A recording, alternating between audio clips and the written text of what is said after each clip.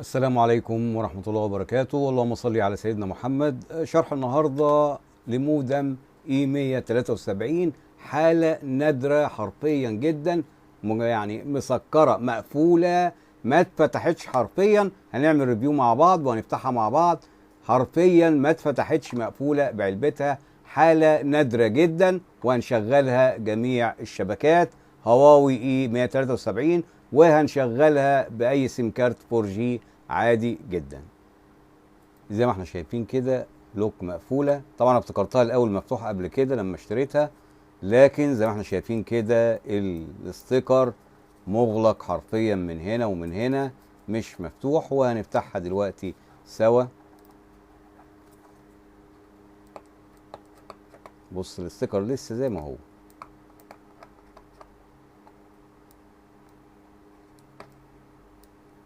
ده دليل انها، بص، ما اتفتحتش نهائي. حالة من النوادر يعني.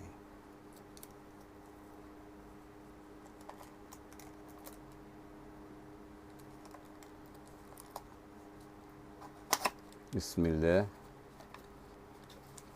ده طبعا يعتبر ريفيو،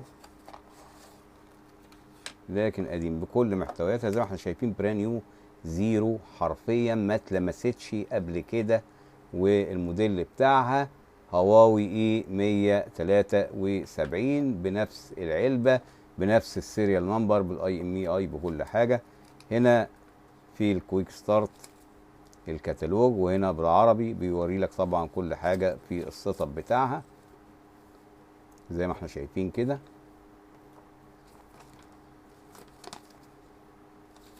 وده السيفتي انفورميشن، شهادة الضمان بتاعتك. طبعا موبينيل يا جماعة، علشان في ناس بتتلخبط، هي اورنج.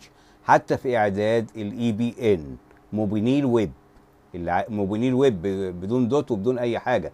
اعدادات اي بي ان اورنج، موبينيل ويب. الشركة، ما السيستم هو موبينيل برضه. زي ما احنا شايفين اهي شهادة الضمان بتاعتها، السادة العملاء مشرفنا ان انتوا اشتريتوا وهكذا. وبيان العميل طبعا فاضي لانها ما اتفتحتش. وده برضو ستيكر. طبعا انا ما اعرفش بقى الموديل ده هيكون الاس او الاي يو او اليو، بتفرق طبعا. لو الاس هتشتغل جميع الشبكات ببرنامج هواوي، لكن مش هيبقى فيها فويس يعني مكالمات. بسم الله.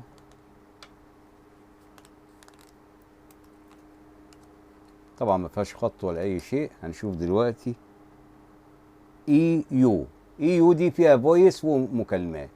اي يو، اي يو 1 فيها فويس ومكالمات، وهنفكها دلوقتي مع بعض. طبعا ده اول مره تشتغل حرفيا. الاول هنحط خط اتصالات علشان نفكها برضو بالمره. 4G، لكن هتشتغل بسرعه ال 3G. ده خط اتصالات. وما ننساش يا جماعه السولوتيب، عشان واحد برضو سالني قبل كده. السولوتيب ده بنلزقه علشان النانو والميكرو ما يفلتوش ويعلقوا في الخط. في حاجه كمان مهمه قوي، ساعات دي بتأكسد برضو. بيبقى عندنا نوع معين كده من الاستيكه الابيض، الاستيكه البيضة طبعا، علشان تشيل الاكسده دي. يفضل طبعا اللي هي الالماني. اتها دي نوعيه جيده جدا، هتلاقيها بتتباع ب 20 جنيه يعني. هنمسح كده. لو في اي اكسده هيشتغل معانا السيم كارت، سواء بقى على الموبايل او اي حاجه، بتشيل اي اكسده من هنا عشان تقرا السيم كارت. ده طبعا اول سيم كارت يخش في المودم ده حرفيا. طبعا انا بعمل وصله كده علشان برضو نشوف مع بعض. دي كده فيها يا جماعه فويس، يعني تقدر تعمل كمان منها مكالمات، لكن لازم يكون في الكمبيوتر سماعه ومايك. سماعه ومايك زي كده اهي، سماعه ومايك، تقدر تعمل مكالمات وكل حاجه تمام. طبعا اول ما حطينا اليو اس بي سمعنا التون على طول. بص كده عشان نعرف مع بعضينا. اول ما نحط اليو اس بي اهو انستولينج ديفايس، طبعا هتدينا هنا الوميض باللون الاخضر عشان لسه ما شغلناهاش جميع الشبكات. زي ما احنا شايفين كده لسه بتتعرف. عشان تاخد بورت كوم هنا لازم نعمل سيت اب للسي دي درايف اللي هو بيظهر زي ما احنا شايفين كده. مبني للسي دي درايف ده بنحمله عشان تاخد بورت كوم. لو انت محمل اي برنامج تاني بيتقري معاك عادي. بنعرف طبعا من سيستم اند سكيورتي وسيستم، وهنا ديفايس مانجر. بص هنا بيخلص اهو قرا. يشوف بقى خد بورت كوم. طبعا انا معرف كتير قوي من اليو اس بي مودم. هنا علامه التعجب دي علشان مش قاري الكارت. شوف بس، بص هنا مودم ازاي، زي الاجهزه بتاعت زمان. نشوف بقى هنا في البورت خد بورت تمام. يبقى كده على برنامج هواوي وهنشغلها جميع الشبكات ان شاء الله. فين ادي سي درايف ده التعريف يا جماعه، بيكون على الفلاشه نفسها اللي هو اليو اس بي مودم يعني الاسم الصحيح. طبعا البرنامج موجود على المنتدى وبرنامج زين برضو.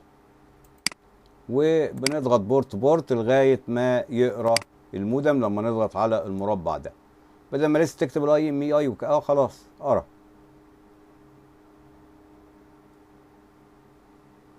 اضغط هنا انلوك وسيرفيس. طبعا اول ما بتتفك معانا بتديني اضاءه باللون الازرق.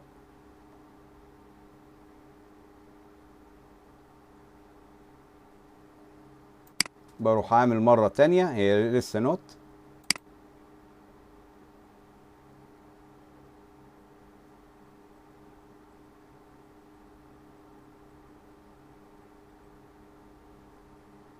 هنا خلاص بيقول لي السيم مودم كده خلاص اشتغل، وكده ادتني الاضاءه الزرقاء. وهوري لك حرفيا على الكاميرا زي ما احنا شايفين كده. هنلاقي هنا الوميض باللون الازرق، وهنشوف بقى اتقرا هنا ولا لا. لما نيجي نعمل اتصال سواء بقى ويندوز 10 ويندوز 11، مش هتعمل بقى مكالمات، عايز تعمل اتصال انترنت، هتلاقيها ظهرت هنا كونكت زي الدايل اب اللي انا شرحته قبل كده على طول. اختار اي دايل اب من دول لان طبعا فلاشات كتير انا جربتها. اوتوماتيك هو بيعمل على فكره الايقونه بتاع الدايل اب دي. طبعا انا حاطط اتصالات، اروح دايس على اتصالات.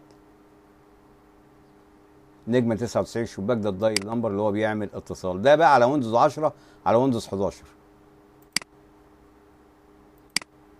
هنا بيحتاج الاي بي ان، لو مش موجود ادفانسد اوبشن بنراجع برضو على الاي بي ان بتاع اتصالات.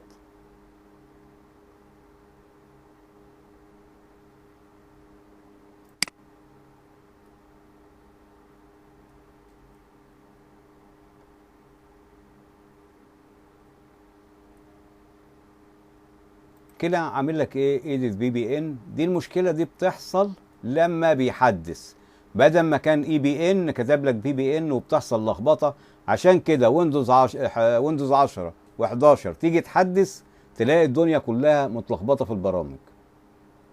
انا مسحت التحديث ده، التحديثات دي في ويندوز 11 ويندوز 10 مشكله. مسحنا طبعا التحديث، ظهر على طول زي ما احنا شايفين كده. التحديثات اغلبيتها بتبقى ايرور. هنلاقي الشبكه عندي بتاعه اتصالات بص كده اهي كده صح.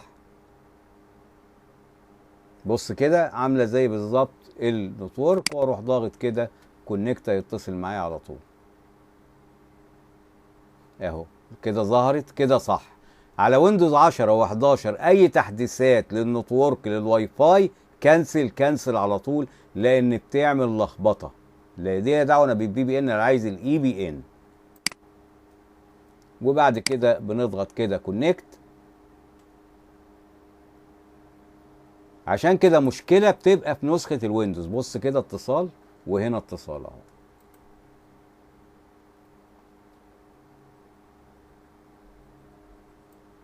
طبعا نو انترنت لان مفيش رصيد في الخط ده، وهثبت لك عملي زي ما احنا بنشرح على طول. هنكنسل ده بقى ونخش على برنامج زين عشان نعمل مكالمات.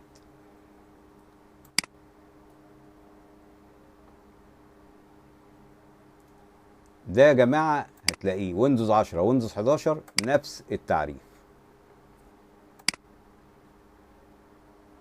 اي ابديت تمسحه على طول فورا. نخش بقى على زين. برنامج زين قاري زي ما احنا شايفين كده اتصالات 3.5G 3.5 يعني 3.5 زي ال 4G كده بالظبط. طب نعمل بقى اتصال برقمنا.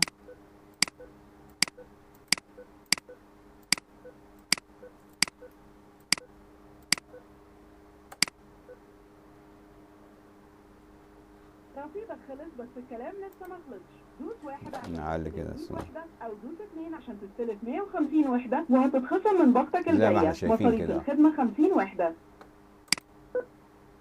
طبعا مش هنستلف ولا اي حاجه، الرقم ده انا كده محوله فاكس. وزي ما احنا شايفين ادي اتصالات مع موبينيل حرفيا. وبرضه نقدر نعمل كونكت برضه اتصال من عن طريق زين.